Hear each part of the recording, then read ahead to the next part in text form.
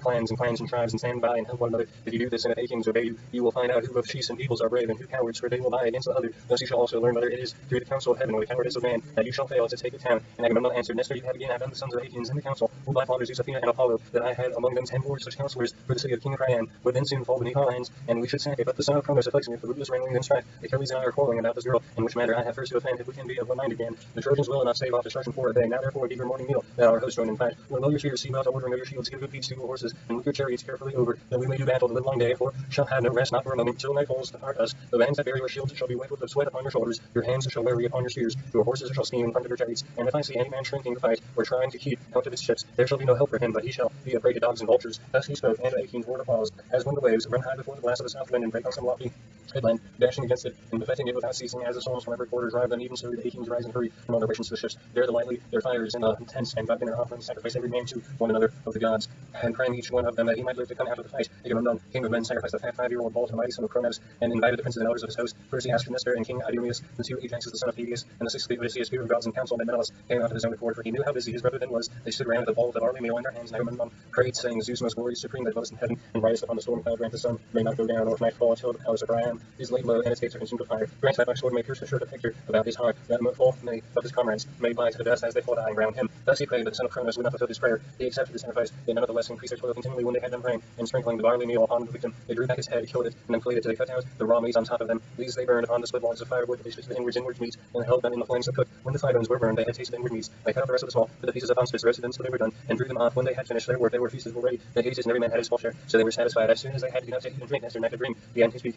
King Agamemnon, said he, let us not stay talking here, nor be slack in the work that heaven has put into our hands. Let the heralds of some of the people together to their civil ships, when then go about among the hosts, that we may begin fighting at once. Thus he did speak, and Agamemnon heeded his words, that at once sent criers round to call the people in assembly, so they called them, and the people gathered thereon. The chiefs about the sons of Atreus chose their men and marshalled them. Athena went among them, holding her priceless Aegis, that knows neither age nor death. From it there waved 100 tassels of pure gold, all deftly woven, and each one of them worth 100 oxen. Both this she done furiously, everywhere among the host of the Achaeans, urging them forward, putting their courage into each heart, each so that might fight to do battle without ceasing. Thus war became sweeter in their eyes, they even the returning home in their ships, as when some great forest fire is raging upon the mountain's top and is like to seen a fire. Even so they marched, the gleam of the hour flashed up into the firmament of heaven. They were like great flocks of geese or cranes or swans, and the plan about the waters of Aether, that winged their hither and thither, glorying in the pride of flight and crying as they settled, Telephon is alive with their screaming. Even thus did the tribes pour from ships and tents onto the fungus commander, and the ground rang as brass fire under the feet of men and horses. They stood as thick upon the flower of the stage field as leaves in the blooming summer, as countless swarms of flies buzzed around the headsman's host from Homestead in the time of spring, when the pails are drenched with milk. Even so the Achaeans swarmed onto flank and targeted the Trojans and destroyed them. The chiefs disposed their men this way, that before the fight began, drafting them out as easily as goatherds draft their flocks when they have got mixed, while feeding, and among them went King Agamemnon, with a head and face like Zeus, the lord of thunder, a waist like Ares, and a chest like Poseidon. As some great bull that lords it over the herds upon the plain, even so did Zeus make the son of Atreus stand perilous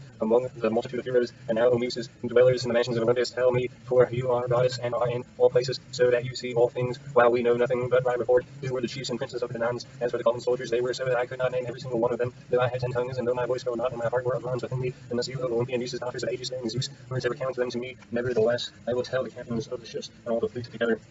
Penelos, Leotus, Aracelius, Procyon, Clonius were captains of the Boeotians. These were as well as in the Carrara and the rocky Helios, who held Schwanus and Solus in the highlands of Aetonius with Bestia and Varia and the fair city of the Metaliasus.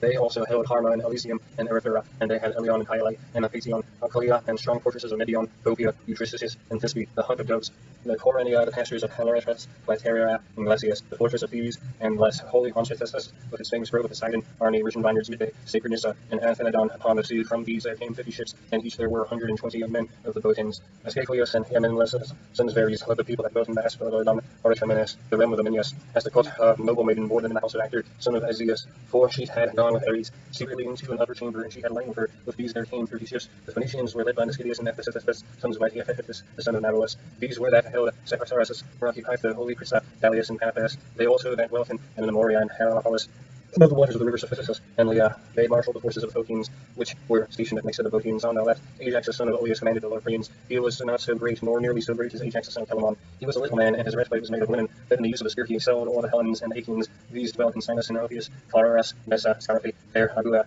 Taf, Thronium about the river Boagris. With him there came 40 ships of the Locrians who dwell in beyond Ubioa. The fierce Avantis held Ulia and its cities, Coglis, Erythia, Hestia, rich in vines, Carinethus, upon the sea and rock-perched town of Eum. With them were also the men Carithrothus and Syria. For the race of Ares was in command of these. Ephesian was of Telephodon, and chief over all the Avantis. With him they came, fleet of foot, wearing their hair long behind, brave warriors who was granted tear open the corselets of their foes, with their long ashen spears. Of these there came 50 ships, and they that held the strong city of Athens. The people of the Greek